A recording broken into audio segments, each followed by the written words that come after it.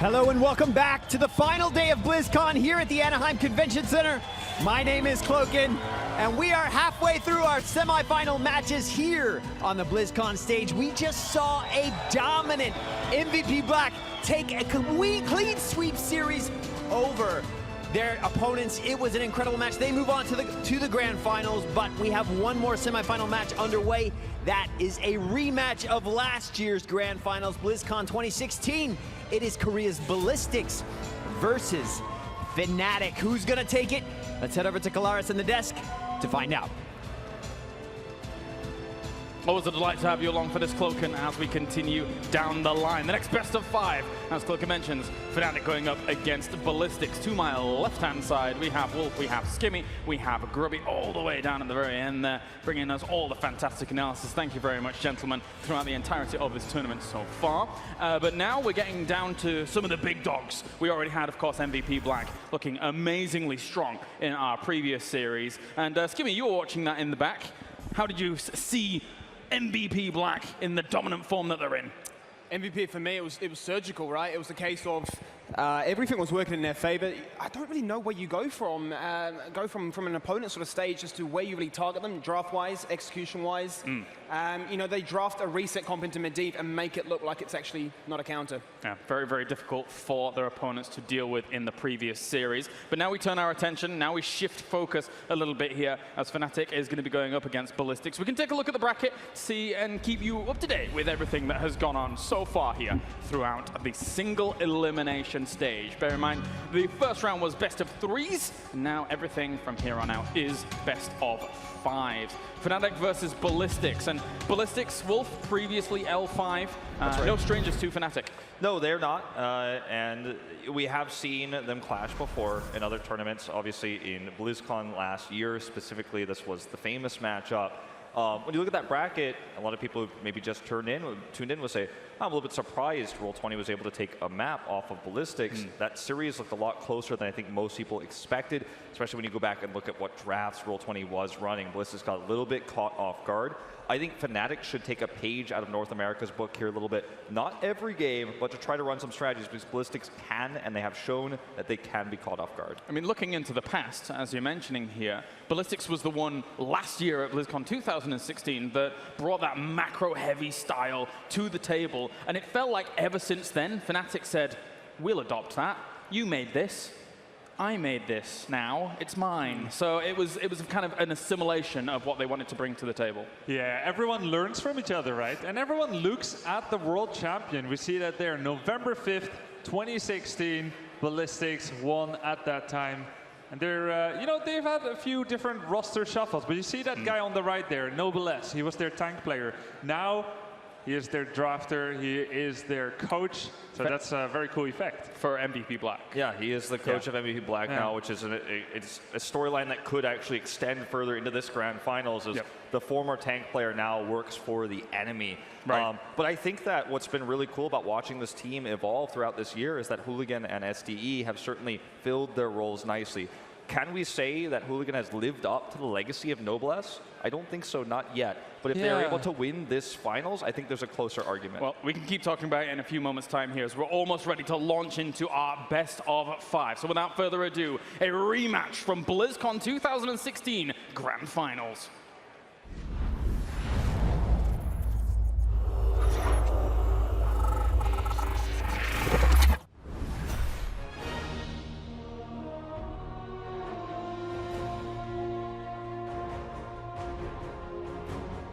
So for the semifinals now, that we face Ballistix, it's a rematch of last year's finals, which is pretty sad that it's in the semis. But I think we're pretty even this year, and if we step up our game, we can probably beat them and go to the final again. Playing in front of a crowd, especially the biggest crowd there is for us, which is here at BlizzCon, is a bit nerve-wracking, but also super hype, especially if the crowd is on your side. Because last year there was like chants all over the place with my name and our team, so that was just like, that got me so pumped, and it was like one of the best feelings ever. So yeah, if the crowd is on our side, I think that's just gonna be such a huge advantage.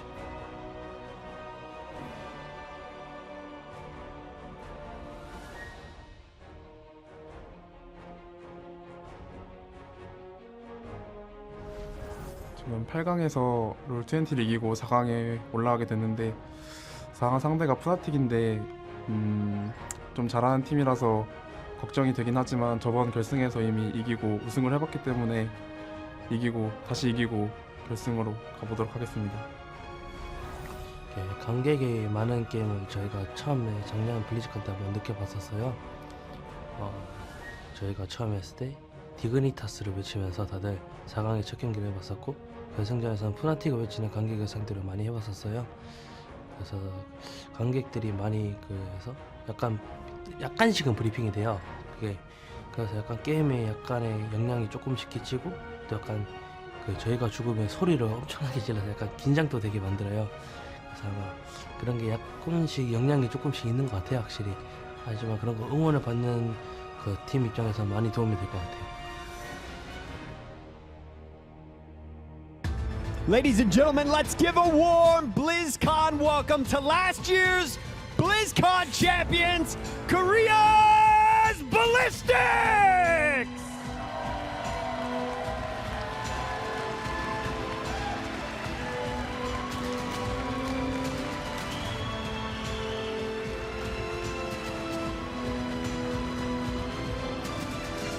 And over in the blue corner, the reigning world champions from the mid-season brawl, the Swedish boy band, it's Fnatic!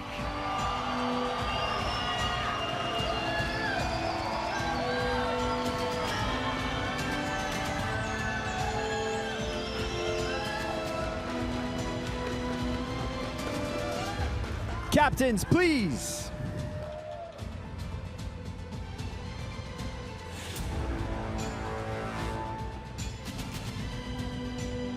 Good luck, gentlemen. Kalaris, let's get this battle underway. Jeez, Kevin, you went ballistic in that intro. Let's get it going. That's right, as this best of 5 is about to commence here. And for a lot of people outside of South Korea, even I should say, wrong Korea.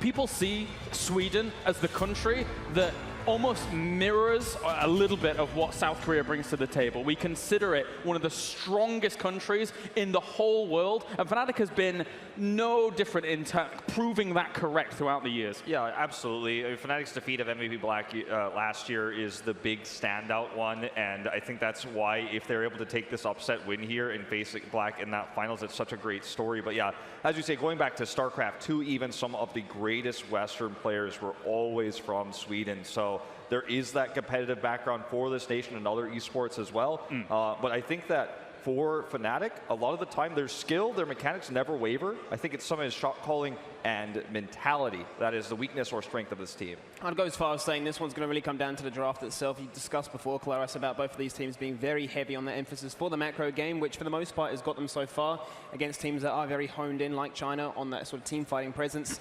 They get punished. So when it comes to this one, I feel like the draft itself, if they've done their research into what sort of pick and win rates we've seen sort of develop from opening week to here, that could be the big sort of turning point, not to mention the actual map bans and the bans for the maps themselves. Yeah, and it definitely can be skimmy. This is a best of 5 now, and there's been one glaring example of Fnatic's consistency in drafting, and it's 7 out of 7 games at this tournament they've banned Tassadar in that first spot. And this seems to be this is fairly it's characteristic for Fnatic and Dignitas to a degree, but it's uncharacteristic in a tournament of these proportions, because this seems like something. Anytime you give your opponent something guaranteed info about yourself, that's a disadvantage. Anytime you can surprise your opponent, that's an advantage. So it will be an interesting thing. Well, let's check in with the global cheer bar to see how the HGC universe out there is contributing their cheers to the teams that they love the best. Currently, we're at 27 million cheers in total-ish, as we're getting almost up to that 28 million. And remember, guys out there, the target is 30 million. And then we unlock ourselves another mount. I know I have a lot of mounts in the game. I'm sure a lot of people at this desk have a ton of mounts in the game. But we always need more, guys. We always need more. I mean, it's your own mount, right? It's the ginger lizard, so I mean, I can try and get on that bandwagon as well. The deadly ginger Kylaris lizard, Chaos lizard, that's right. So, taking a step back for a moment before we actually get into this series, isn't it fantastic to see in Heroes of the Storm, just in general, that we keep having year upon year, the top teams always kind of being the same teams. The consistency, the stability that is offered by these teams. It's very awesome to see. There's every single player that played in the top 8 has played heroes for a while, right? And there's teams in the top 4 a little bit longer, you know, Expert even though they haven't had that much international success, they've all played in EU for a very long time. Now you have this team defending champions here, defending finalists, of course, in Fnatic. And you look at players like Hooligan, like SDE, they've been playing since 2015 back in OGN Super League. These players have been playing the game for a long time. And I think going on what you say is very rewarding to see the effort put in over such a long time and actually gives those results. We're going to check in and see which battleground is going to be first, and we'll go to Skimmy in a moment here. So let's find out where we're going. Fnatic will take us to Tomb of the Spider Queen. Seems like a bit of a trend. I mean, they shaped the meta on Tomb of the Spider Queen in Europe and indeed globally. Yeah. It's a battleground they haven't picked in this tournament yet. They've had 4 map picks so far: Double Cursed Hollow, Dragonshire, and Sky Temple. So I'm excited to see what they are bringing out. It used to be Tassadar Lunara, which shaped their playstyle on this map, and it definitely evolved. There was Leoric, but we're in a completely different meta again. So let's see how Fnatic views this map now. Let's get into it. Game number 1 here. This is the best of 5 to find out who moves on to the grand finals. Fnatic versus Ballistix. Take it away, Skimmy. Yeah, this is really interesting for me because actually this is how they open up things for BlizzCon. In that grand final last year, they opened up with Tomb, went to Sky Temple, which we know is a Korean favorite for that macro style of play. But I really want to talk about that Stitches, Grubby. I mean, that's a very high priority. Yeah, that's so unusual. I mean, we see ETC and Murden are the most played, with Murden having a fantastic win rate, about 60% or so. One of the most highly prioritized Hooligan heroes. actually hasn't even lost a game. Hooligan's played it 5 times. He's 100% win rate. He's always picking it. Right, so, but how do you go from that and saying, okay, Murden, ETC, sometimes Steril, to immediately ban away Stitches? Now, keep in mind, these teams have scrimed together. That may seem unusual to you, knowing you're going to be facing each other in the tournament. I mean, back in 1v1 games, StarCraft 2, people never do that before a tourney. Yeah. But because it's a team game, it's harder to find high-level teams to scrim with. So they do all play with each other with various levels of covertness to how they draft in those games. But maybe Ballistix knows something.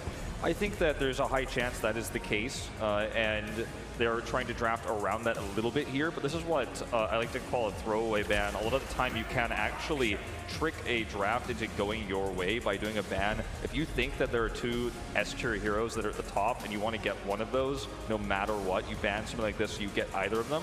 In this case, it's going to be the Muradin. Yeah. And it could have been Tassadar, but Fnatic banned away the Tracer instead. This gives them the opportunity to now take Tassadar in a composition that runs well with it. Will they do that? It's left to be seen. But I like this choice of the Tassadar in response to the Stitches because you kind of get one of these heroes no matter what, the Tassadar in this case. Right, plus if Fnatic now drafts Tassadar with the Tassadar pairing hero, then Ballistix can end up banning away ETC in the second phase, and you will not have your warrior yet in that first draft phase as Fnatic. Yeah, I'm just really concerned for this Muradin first, because as I said before, he's always been picking this first rotation. Ever since the rework, we knew he was going to be strong. It was always a case of how high, I suppose, really is he prioritized by these teams from opening week to now. We're seeing that really climb up from that second rotation into a first pick position. Teams are going to respect this because Hooligan every single day of the week will pick it. It's a generic hero that doesn't really reveal too much at the stage as well. Let's talk about Malfurion. It seems like there's 2 teams among the entire HGC Grand Finals teams that highly prioritize Malfurion. Fnatic and MVP Black, who is now in the Grand Finals. Malfurion's win rate, 8-3. He's doing fantastic. He's the highest win rate hero among anyone that's been played 8 or more times. Seeing him here though with Genji is still unusual. It's very cool. Yeah. It's kind of good against hard engage with Twilight Dream, good sustain. What I want to say, Grubby, is potentially you've got the idea of a Medivh. Medivh hasn't been banned away here. I'm talking on the side of Fnatic, that is, because you've got the Medivh portal. You can then look to try and put a root on top of that as well. Even the flip side of that for Ballistix is they want to use it against them, right? So Medivh not being banned away, I suppose it really comes into the idea of the Stitches before, where that would have been that usual pairing between the 2 of them. But Greymane and Tassadar being left through. Yeah. It is that surefire pick before that second ban phase comes out. Very strong wave clear on the side of Ballistix with these 2 hero picks. We saw domination on this map from Black by controlling the waves, controlling the lanes. I don't think we're going to see a Zarya with this comp with the Greymane. But it's interesting we see the Malfurion picked this highly. in the past, on release Genji, Malfurion was considered to be the best support by many Korean teams, and he was picked often against Genji. I'm really stretching here as to why Fnatic would pick it this early, but I don't think it would draw a ban. That's, I think, going to be the X factor in this draft, is what pairs with Malfurion here. Stitches is removed, obviously that's some strong synergy that could have been there potentially, but they want this. They know the Ballistix might have banned it, and that's why they picked it this early. And what we're going to find out in the next few picks is what they want to use it with, and I'm very excited to see what that's going to be. So Fnatic is considering a support ban here, as they already have one. For Ballistix, probably the most obvious one would be to ban ETC, as they've banned one and picked one in first rotation. It seems to make sense. Now you take away that top tier warrior that obviously is very strong on a map like this with short distances between the lanes, can give you a lot of early game kill potential. But I think Ballistix is still scratching their heads a little bit right now, as we do not see this priority of Malfurion in Korea as to what it could be. And it may be, again, that scrim sort of thing you were talking about going into opening week where they were training with Fnatic saying, we've seen this Malfurion before. Let's try to figure out, let's try to crack the code here. That's what Fnatic is doing. The ETC ban feels so obvious that you're reluctant to lock it in at this moment. Exactly. I mean, if I was to think outside the box here, potentially Ballistix considering the idea of a Karazim ban. It's a way of diving into that backline with the Genji, looking to try and secure that kill. You've got that double support. But then, speaking about that, we've seen a lot of single support, especially from these two teams this tournament. Brightwing is also another strong ban here. Obviously, you're worried about the potential Genji bombs, boss control that offers. But I don't think Ballistix is going to go down that route. It's just going to be the safe ETC ban. Looks like they thought about a lot of other potential pairings with this Malfurion that maybe they've seen before in scrims, and then ruled them out at the end of the day, took the ban that's safest, because I think this ban shows they can't quite know yet what Fnatic's next move is. Yeah, exactly. Consider, by the way, the support style of Malfurion. Sustain heals, good anti-dive with Twilight Dream. What's good against it is ranged burst. Malfurion doesn't deal well with burst, but if you get too close and you have a 5 melee team, as we kind of saw before with the Kerrigan comp from Temperstorm, you're in trouble as well. So ranged burst is good. Greymane is there, Li Ming is still an option, and displacement can work pretty well as well. Like Stitch's hook, you know, he's not available, but these are the sort of things I'm starting to consider right now, because you've got the Genji here, you've got the route to pursue, the reset as you discussed. I was going to wonder how they look to try and protect, because obviously with Malfurion you got that slow hot heal. You want that burst initial heal, so that could have come from Ufu, could have come from a Sanctification by Tyrael, could have come from the Medivh as well, but Inubrak promotes this idea of diving into that backline, giving somebody for Genji to get amongst it with. I mean, they've been one of the more prevalent teams with Inubrak at this tournament, which is kind of surprising, because it's almost drawing from the past where they had their most success. Inubrak Uther was all the rage. Yeah. Then his cocoon distance got nerfed, and you know, the meta changed to double warrior, double support. Suddenly Inubrak lacks the sustain. But if we look at the win rates, solo support is around 63% win rate, double support 47. So as much as we expect the double support meta, solo is doing okay, and Inubrak does fine. Forget also not, Fnatic used Inubrak with Locust Swarm yesterday. Yep. 2 warriors, 2 damage heroics, and you kind of bring up that damage up to scratch. That's exactly what I was thinking here, and you can do a lot with that on this map in terms of aggression as well. So maybe the Malfurion roots are just simply going to be helping them secure those early game kills. They have Uther for these stuns to come through.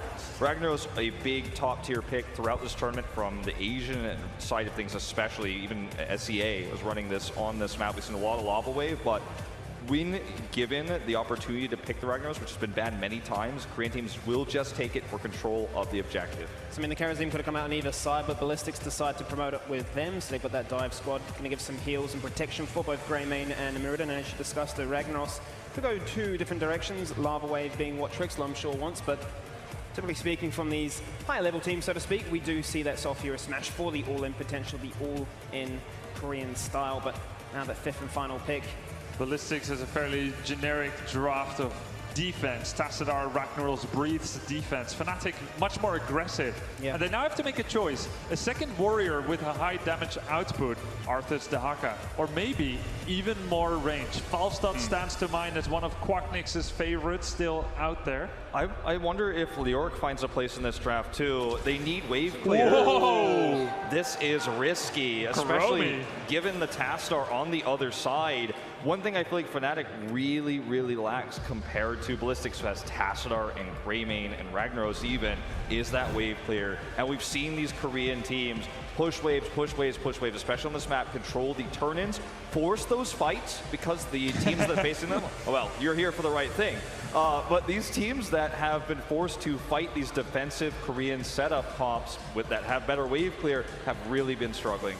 Yeah, I mean, just to kind of add to what you said, or at least explain it, Genji, Anubarak, and Uther have terrible wave clear. Horrible. Chromie can do 90% of the backline Archer's minions with the Dragon Breath, so that still needs someone to clean up. And then you've got, you know, Malfurion, and once he completes his quest, he's pretty good against Mercs, but you know, there isn't that much there, but there's a lot of interrupts. So Fnatic has a lot of interrupts on Pace Station. They try to prolong, but the rotations will need to be amazing to cover up the massive amount of wave clear that Ballistix has. And they're expecting a long game, I suppose. Again, with the Ragnaros on the other side, that has been able to draw out games in this tournament alone quite heavily when it comes to having using Molten Core. Well, I was going to say, you know, to add even further to your point before about the wave clear, yeah, that wave clear is going to allow them to get that experience lead, allow them to unlock those ultimates that much quicker. Yes, Ufa will have that that cleanse available to him, the hand of protection. So I think it's really going to come down to the execution style, as you mentioned.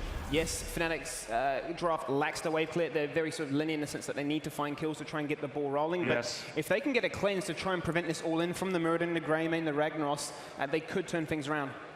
No, I just think that the key here is going to be to get those objectives early. Get the picks, do the damage with Chromie. You want to be using those Dragon Breaths on heroes, not on wave clear. Yeah. If you get the first turn-in, I think you can maintain a lead with the poke that you have to get those structures down. But I think if they fall behind early, I don't think they have a chance of beating the strat from Ballistix. Remember as well, Tassadar level 20, Twilight Archon sieges are insane. Yeah, as long as you keep auto-attacking, it refreshes the duration, and I know Ballistix loves to run this. They used it against Expert to great effect. All right, it's time to go in then as BlizzCon get ready, because we have a rematch of our grand final from last year. Ballistix is going to go up against Fnatic to find out who moves on to the grand final. And it's going to be a big one, but Caldor, I'm a little nervous right now. I think we found the Fnatic bullpen here. And guess what? We even have a living legend here, Mama Breeze. Is here to cheer on the Anubarak player himself. Very exciting. Yeah, I'm a little bit afraid here. I think if we found the Fnatic fans or they found us, I'm not quite sure how exactly that worked. One of the two. But yeah, the games are going to be great here. The second semi-final, we have the draft already, and Fnatic is already answering with a very aggressive draft here, so they are going to try and come out swinging. Let's stop delaying. Let's get into it. Game number one here as we move in the Tomb of the Spider Queen. Ballistix taking on Fnatic.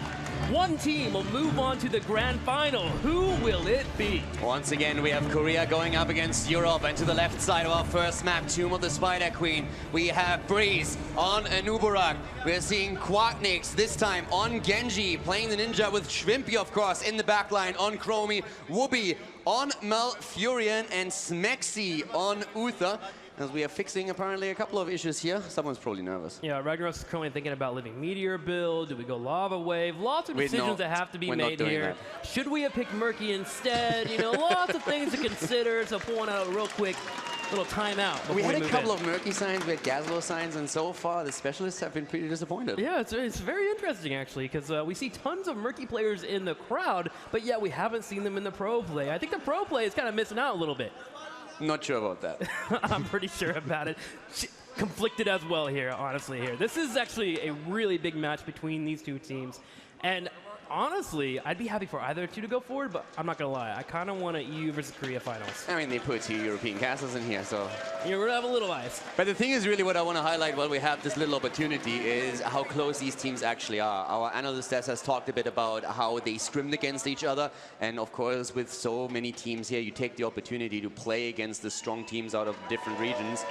But these guys have been bantering around for like a week. Like, they hang out every single evening, and there's of course a lot of sense of competition here, but at the same time, everybody is on really good terms, hanging out in the evenings and getting some food, some drinks together. So yeah, these guys are ready to play, but at the same time, it's a friendly competition as we have all the way to the left. Ladies and gentlemen, Team Fnatic!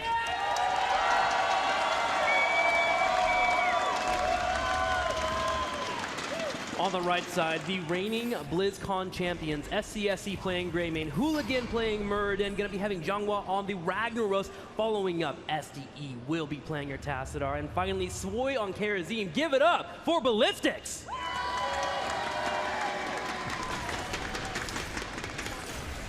One Korean team already made it to the final, and Ballistix is going to try to do the same thing and make it an all-Korean grand final here at BlizzCon.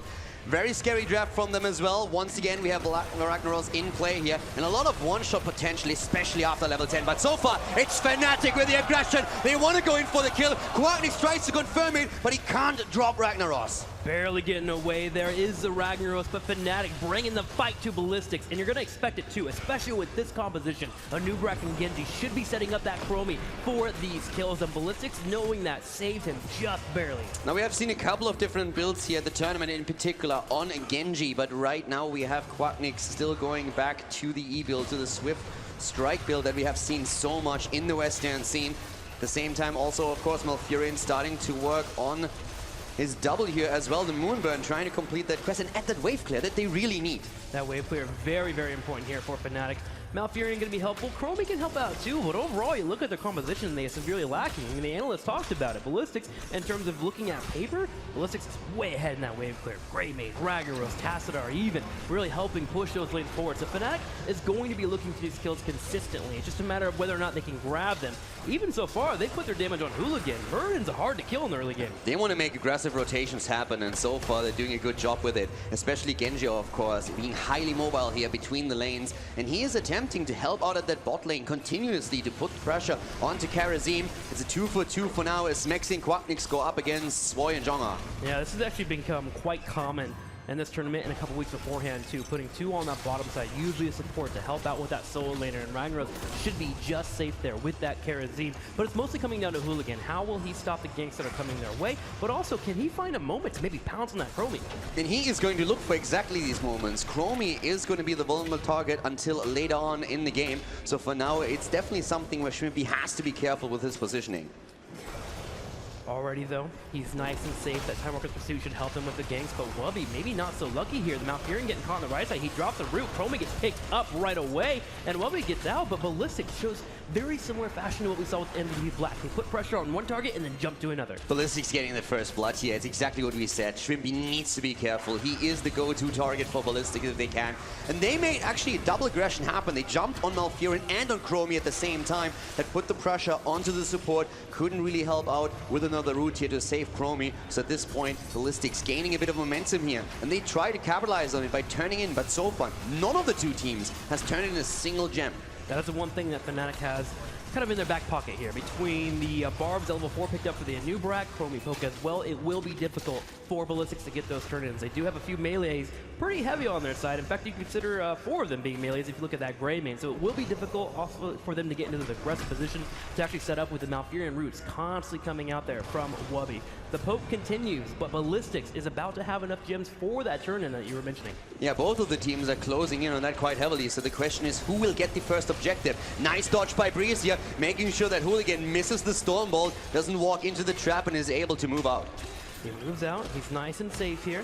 We did see Anubrak on the right side scouting out this Merc camp being grabbed. It's probably seen him go in for a fight, but Ballistix will be able to grab that Merc camp and get pressure on the middle lane. And remember, we talked about the lack of wave clear. Every time those mercenaries are grabbed, Ballistix will be able to pull Fnatic into the middle lane, which should allow for them to find opportunities to go for the turn-in. Fnatic at this point, talking about the turn-in, is trying to do exactly that, but Ballistix is ready to interrupt them. And the camp that they just have taken is now pushing through the mid lane, so Fnatic will have to react to it. And we talked about that lack of wave clear that they have in comparison to their Korean opponent. So they need to dedicate a lot more heroes to the defense, and that's an opportunity that Ballistix uses to get the second kill against Malfurion. Yes, they knew that 3 were in the middle, and they pounced right on top of Malfurion. Wubby has fallen here. Ballistix grabs level 7, and they start to drop off a few of their gems, even trying to get Anubrak a bit low on health here. 12 gems did go in here for Fnatic, 16 now hit for Ballistix as we race towards that 50. And Quacknix is trying what he can to interrupt, but SC is up at the top once again,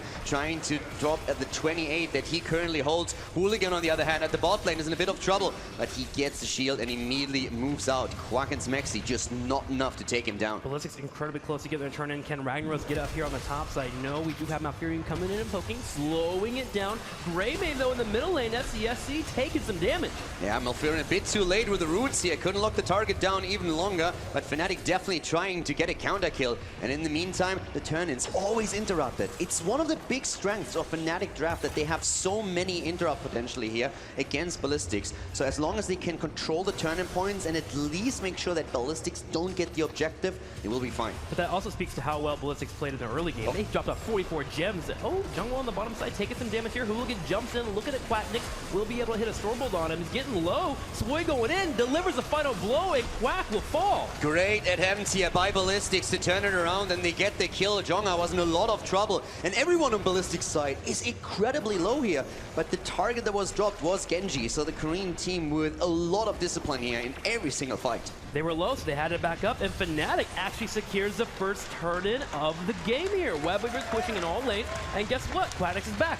Big problem, on the other hand, for Fnatic is that they are already half a level behind, so the Webweaver wave is great for them, but they need to make sure that they get the most of it at this point. Gotta really push those tires here and try to get as much as you can out of the mile. Gonna have the Webweavers in every single lane. Fnatic doing a good job of clearing at that middle side so they can get that opened up first, and then decide how Ballistix responds, and then they can make their move towards a turret wall. For now, let's get that experience. And of course, Jonga can always go straight for the Molten Core, and he does exactly that. Ragnaros already with a trade here, going for the defense. Fnatic very likely to move to the... Oh, well, Chromie going down, not even getting an opportunity to move to the next lane here and simply dodge. Ballistix comes out swinging, gets the kill at the worst time possible for Fnatic. An odd mistake there from Schwimpy, staying in range of the Molten Core coming their way, getting pelted by all the damage coming from Ragnaros, and the follow-up from Erdin was just enough. And that effectively slows down the entire push of Fnatic to go ahead and commit to the bottom side and grab a turret or two, but that's about it. That's all they get out of this turn-in. Look at the experience. Ballistix, the turn-in for Fnatic happened already, and Ballistix is still the one that will reach level 10 way ahead of the Swedish team. At this point, Fnatic looks in so much trouble. First of all, we have nearly 2 turn-ins on the side of Ballistix readily available, and they have level 10. There's no way for Fnatic to stop them right now. In fact, Nubarak is actually being attacked here. Breeze is in a lot of trouble, but the slowing stance comes out. Chromie trying to help. Breeze gets a heal. Smexy moves in as well, helping him out. Hooligan overcommitting a little bit, but there's no damage to completely deny him here. He lives, and SDA is taking damage on the right side. Ballistix finally gets that turn in, and they will be able to sneak away. Ballistix going for that kill on a Nubarak. The Spell Armor very helping out there, but of course the Malfurion and Uth are there with the heals to support Breeze as he pulls on back. Fnatic needs to get 10 here and find a way to defend the push coming. It was a pretty big commitment by Ballistix, but the saving grace for Fnatic is not only that they kept Breeze alive, they also have that level 10 ready for the defense. So they're not helplessly just sit there and have to take it. Ballistix can push in with the objective, but Fnatic at least has a fighting chance in this particular battle here in the mid lane. Cocoon can be helpful. They're probably going to put it on Tassadar. They do actually get the Tassadar here. Dragon Blade comes in. Quacknix is going for the kill. They'll get a murder, and he's looking at Ragnaros. There's 2 kills right away. Looking for a third, but shouldn't be able to get it. Now let's pull back and defend. Fnatic in a great spot after they hit 10. Fnatic with a double kill here. Huge commitment in the mid lane, and they drop Ragnaros and Murden.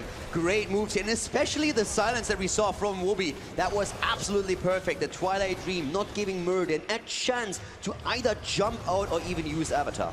Now, in the European region, Fnatic would normally hit level 10 in our HGC League, and there would be moments where they would just go ahead and start running away with the game. Can Ballistix regroup here and make sure to shut down Fnatic and the strength they have in teamfights? Ballistix has to try that. The one thing that really worries me for them a bit is now Chromie has finally access to her level 13 talent timeout. And that is making her a lot safer. With a double support, all you have to do if you're getting ganked is buy some time for the supports to finally reach you. And then Smexy will be ready with a Divine Shield. But once again, Fnatic gets caught. It's again Quacknix who dies on Genji. Quack on the bottom side, playing with fire there, gets caught there as Ballistix takes him out. So Fierce Smash will be utilized, but Genji will be back in about 13 seconds. Should be helpful for the team. Fnatic is actually in the lead in terms of gems here, 52 to the 41 of Ballistix.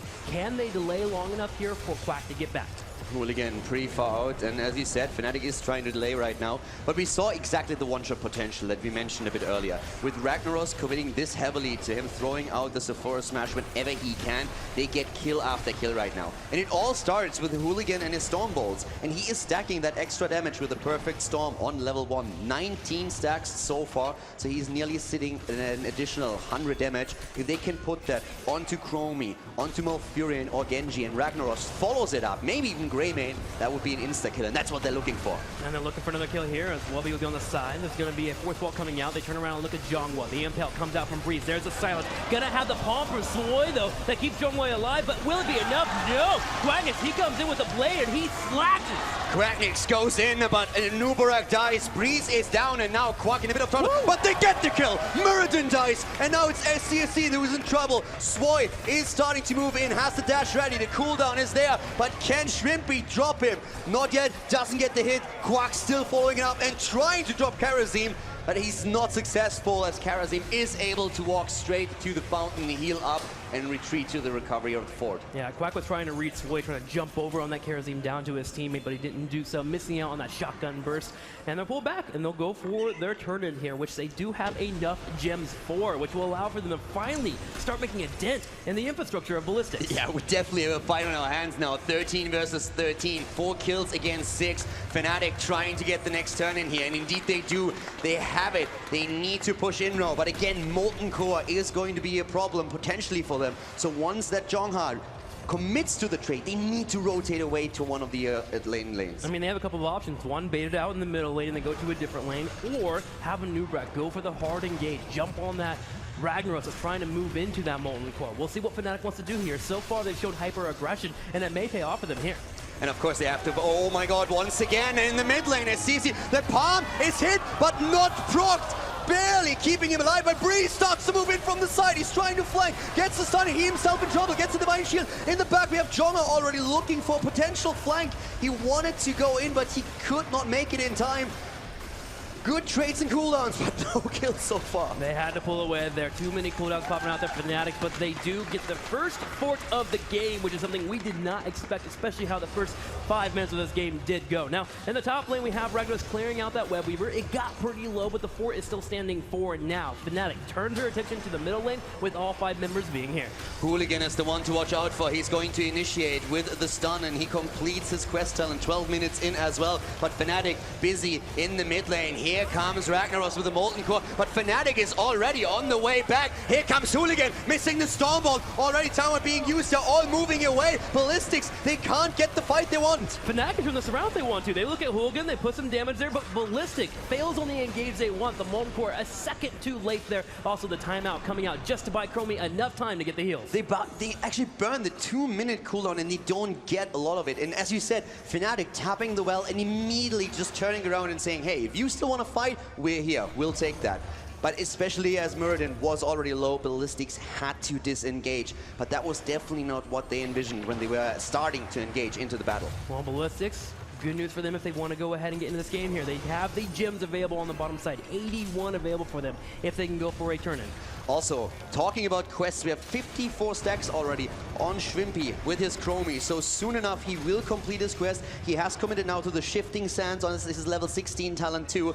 And that means that he is going to have a massive damage output once that he gets the next few hits in. So super important here for Fnatic to also hit that power spike on their main damage dealer. I mean, you've already seen the damage already with the root into a combo from Chromie. That Sandblast coming online is going to help out. Chromie right now has 38k damage. Next one behind them, Greymane, SC with 23k. That's how much Shrimpy has had an impact on this game. Yeah, Shrimpy definitely putting in the clinic here. He died early on once or twice, but now especially with 13, as we said earlier, with timeout, he's so much safer. The double support keeping him alive, and whenever he has an opportunity to follow up on either Malfurion, Uther, or stuns from an Uberak, he always gets the combos in, and Ballistix is starting to struggle a bit against it. They're even looking scared. Look at them on the map there. They know the poke is constantly coming out. They're not trying to even grab the turn-in by many people. careful. They're only putting one at a time here. Zhangwa drops off 29 gems of the 81 that was available for the team. Ballistix continues to skirt around the outside. Fnatic threatening and engage at any point. Breeze has a cocoon available and ready.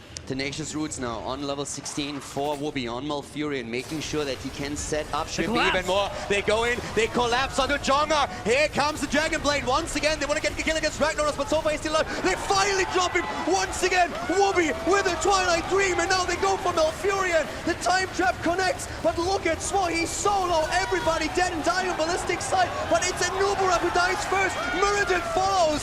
Karazim trying to escape on the right side. Quatic supposed to get more here. Wubby absolutely killing in that team fight though with a Twilight Dream and the Ice Block, stopping Sulfur Smash from coming out. 2-for-1 trade in favor of Fnatic. The fight for the gems here the entire time. A trade in tanks, but Ragnaros died as well. Ballistix actually with great recovery here in the fight as it started, especially with Swoy using Cleansing Touch, his level 16 talent, and the synergy with a Blinding Speed on level 7 to make sure that Ragnaros gets out of the position. But by that time, we already had the Dragon Blade in full function here as Genji just sliced through the entire setup of Ballistix and confirmed the kills. That Cleansing Touch is imperative though. Good adaptation here for the Karazim, making sure that if Fnatic goes to that full-on combo, they can at least try to save a target. Big play there for Ballistix, but the palm was a bit too early. We talked so much about how Malfurion committed to the Tenacious Roots on level 16, how Uther, of course, has now, with the 16 and Benediction, the double stun, all the setups for Chromie in particular, and Cleansing Touch is going to be a huge game changer here.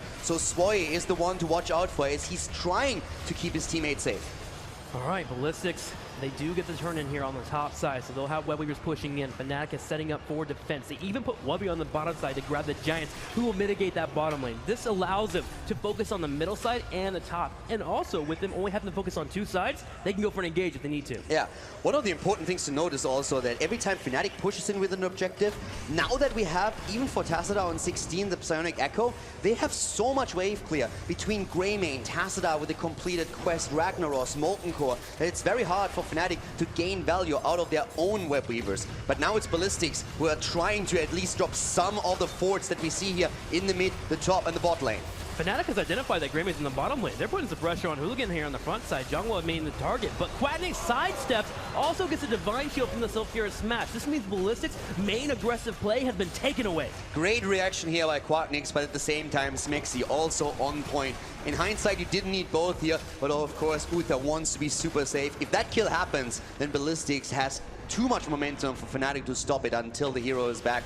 So they are playing it safe here, but Ballistix are starting to claim a lead in experience. Yes, they're opening the map themselves here. The bottom four has been taken away. They're already looking at the middle. This should be an easy pickup if Fnatic sends anyone down that bottom lane to defend. And they have sent somebody down there. Malfurion defends the bottom lane as best he can. Ballistix starting to find their own footing in this game.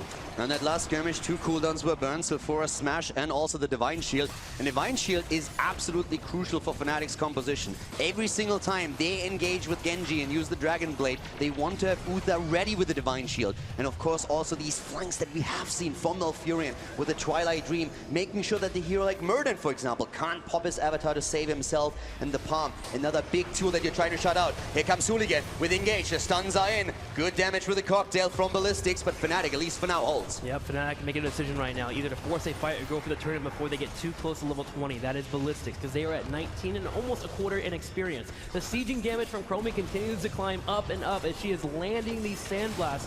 The turn-in does go in, but we need 6 more gems here for Fnatic. Yeah, 6 more gems for Fnatic, but we also have Ballistix with the right amount here. So if they can turn in, they can snowball this a bit. And they are the ones who will hit the Storm Talons a bit faster if Fnatic doesn't get the turn in first. You were talking about that Echo and how annoying it can be for wave clear, but it's also annoying when you're trying to go for a turn-in. Eventually, though, Fnatic does prevail. They'll be able to grab the turn-in here, and they're having the Web Weavers push forward. They have half a level to play with here before Ballistix hits that ever so important level 20.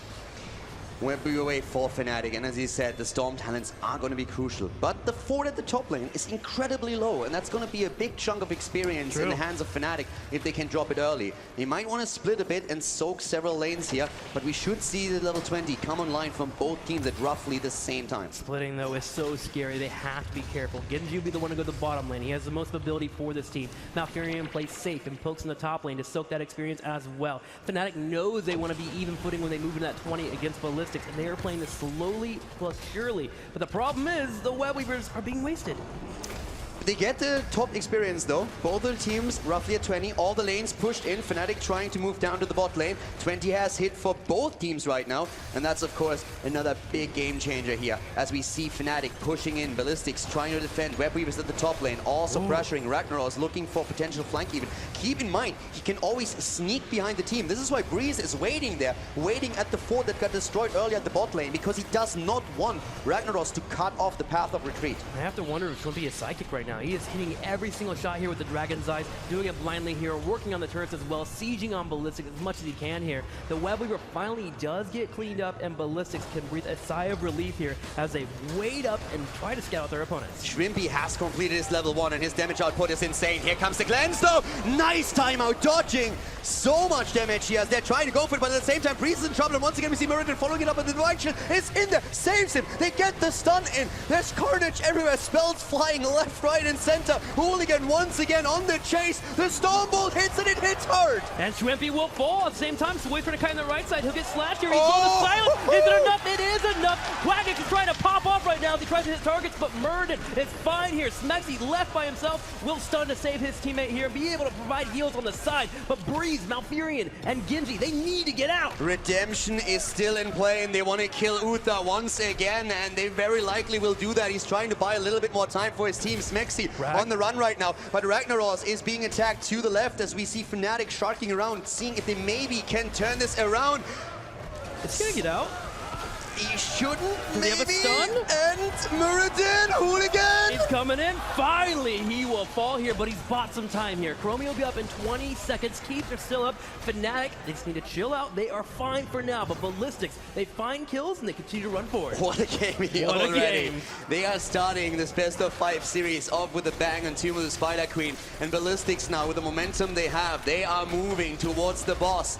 Karazim still down for a few more seconds, but Fnatic very reluctant to engage into a big battle at this point. They don't want to stagger deaths even more, and with them still holding the top fort, they seem to be absolutely willing to give this one up. Well, the boss will be grabbed here. Fnatic even scouts it out the Time Walker's pursuit. They are aware the boss will be coming, so they have set up as well as they can to push the middle and the bottom by grabbing the mercenary camp. So Giants and Knights will be pushing for Fnatic, but Ballistix, they have another turn-in available to them, and this will be deadly if they're able to push and find a kill. This is definitely going to be a bit rough to defend, and Fnatic knows that as well. Especially if we once again see Ragnaros getting into a good position to use the Molten Core. That could be a massive, massive problem here for the Swedish team. Submerge being used on 20 for Ragnaros. Here comes the boss. The Webweaver's on the way soon, but Fnatic has taken a cap at the bot lane. That's going to at least defend it, maybe even pushing it in a bit, but they need to make sure that up here at the top they don't lose too much. Yes, Fnatic has bought themselves time, but is it enough? Can they defend this top lane? The Webweaver will be coming after this boss. Is still at a little under half health. Quackix goes in. They go straight for the Ragnaros. The Impale will connect. Genji, being in the aggressive fight he can, goes straight in for the attack.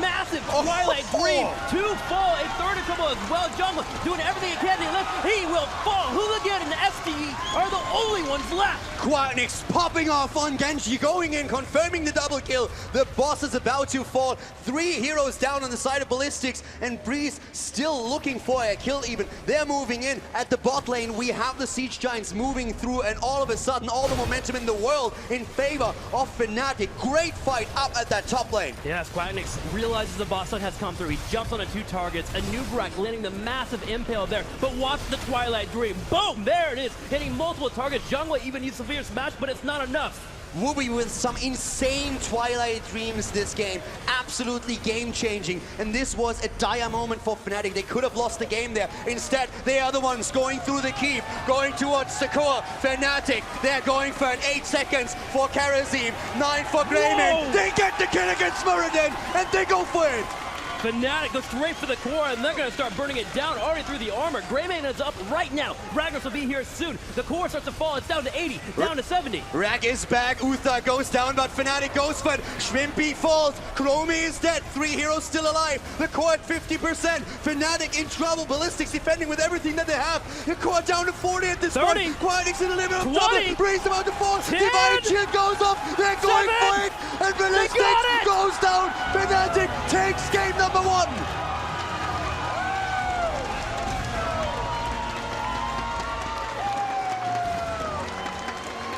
an impressive start between these two teams in this best-of-5 series. This is the semifinals you come to BlizzCon for. Exactly.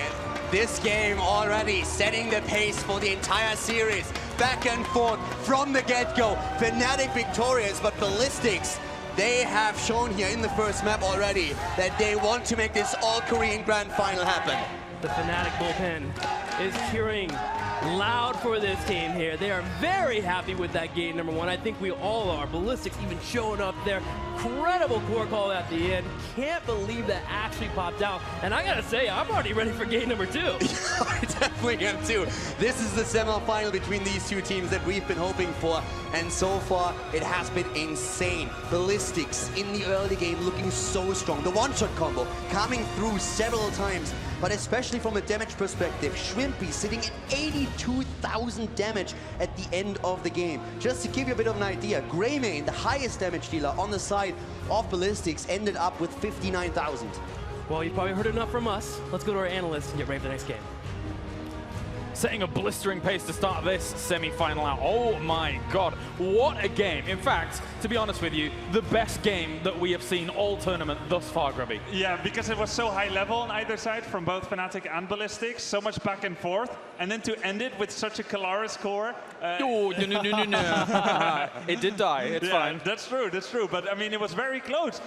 You know, Greymane and Ragnaros are coming back, and I'm like, wait a minute, we're putting our headsets back on, and I'm not sure that game is done yet. It was very close. Very close. Redemption, I think, being the saving grace for them there, having those extra heals, then the Divine Shield that actually ended up keeping Genji alive. Korea's lack of play against Chromie, I think, is one of the big reasons why they struggled so much. And Chromie's stasis there, her ability to kind of keep herself alive, we almost never see that picked in Korea. And I think the timings of a lot of those fights were ruined because of it. Skimmy? I was just going to say, we always talk about Fnatic being one of those teams that really come online after level 10, and you can see there, I mean, it was a case of, yeah, the wave clear kind of sucked, but the execution was the big factor. The execution was there, right? So you hit level 10. Wobby, for me, had to be the highlight with the Twilight Dreams, always finding incredible value, whether that be denying crucial ultimates to go off, allowing him to get those kills, but no, they hit that execution phase, which we've said teams need to do. It's a lot harder to achieve, but they made it work.